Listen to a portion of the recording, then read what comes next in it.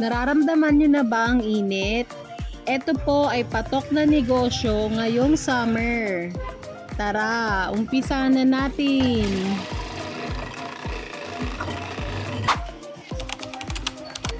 Anong kaal sa kailan? 39. Dalawa.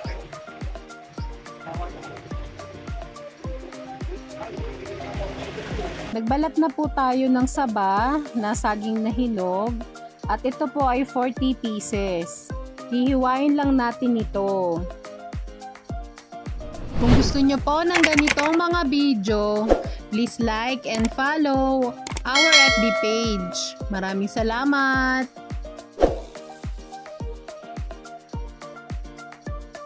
Nilagay ko lang sa malaking kawali ang ating mga in-slice na saging. Maglalagay po tayo ng 500 grams ng sugar. Depende po sa inyo, pwede nyo bawasan, pwede nyo pong dagdagan. Pero ito po, talagang matamis siya para masarap. 1/2 tablespoon ng rock salt, pang balance ng tamis. 1 tablespoon ng vanilla.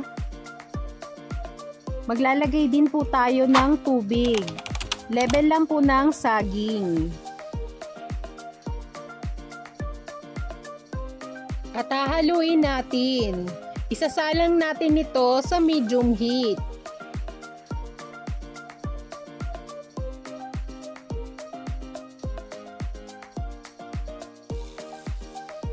After 20 minutes po, kumukulo na ang ating minatamis na saging. Hahaluin lang natin ito. After nating mahalo, tatakpan muli natin ito para pakukuluan pa natin ito ng 30 minutes kasi medyo hilaw pa po ito eh. Pero dito po pinalitan ko na yung takip niya kasi parang ang laki ng takip niya. So ito po, luto na to. Total cooking time po nito ay 50 minutes. Isi-set aside muna natin ang ating minatamis na saging. Gagawa naman po tayo ng custard cream. Gagamit po tayo ng 6 na itlog at hihiwalayin po natin yung white dun sa yellow.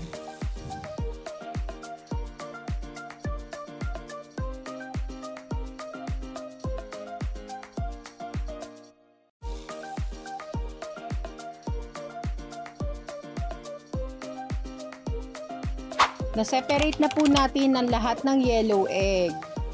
Maglalagay po tayo ng evaporated milk, 2 can.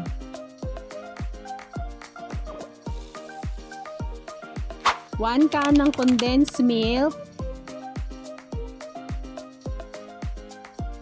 At ang last, ang 1 tablespoon ng vanilla. Imimix lang po natin ito. Kapag na well mix na po, isasalin natin ito sa ating pan. Sasalain din natin para hindi po magkaroon ng buo-buo yung ating custard cream. Ito po hindi pa nakabukas yung ating kalan. Pagbukas po ng ating kalan, isasabay na rin po natin yung paghahalo. 5 to 8 minutes lang po ito natin isasalang. Kung gusto niyo po ng ganitong mga video, please like and subscribe to our YouTube channel. Thank you and God bless!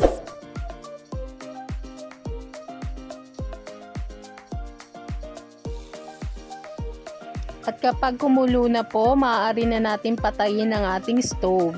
Isang kulo lang po ay pwede na kasi mas lalapot pa po ito. Isasalin na po natin ito sa ating pichel. Tapos papalamigin na po natin ito sa ref. Pumunta na lang dito yung pichel ni Lolo.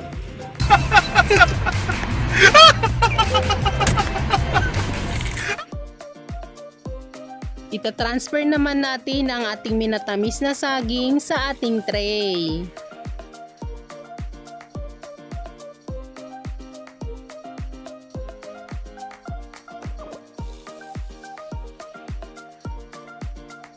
I-display na po natin ito sa ating estante.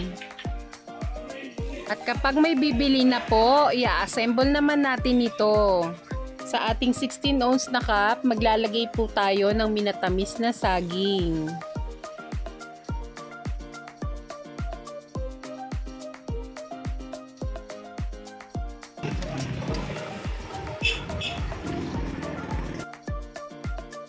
Ito po yung ginagamit kong yelo, yung ginawa lang namin. Meron po akong video ng aming Condura inverter. Paki-check na lang po sa description box. Meron din po tayong video ng ating ice crusher.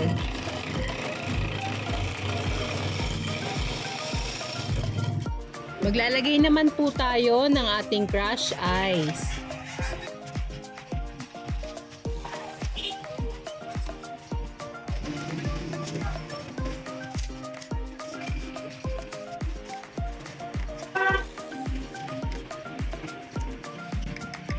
Maglalagay din po tayo ng toppings na minatamis na saging.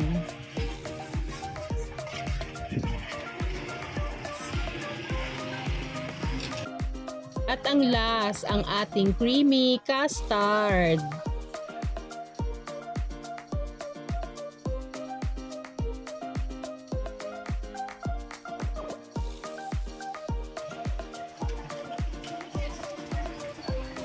Anong gaano sa kailan? 39. Dalawa ate.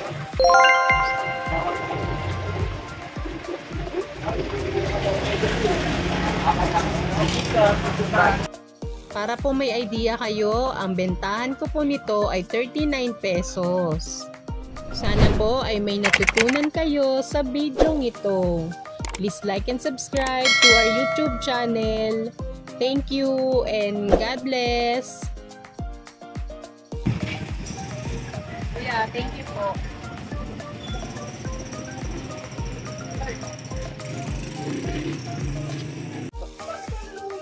Thank you for watching. Magkano po dito?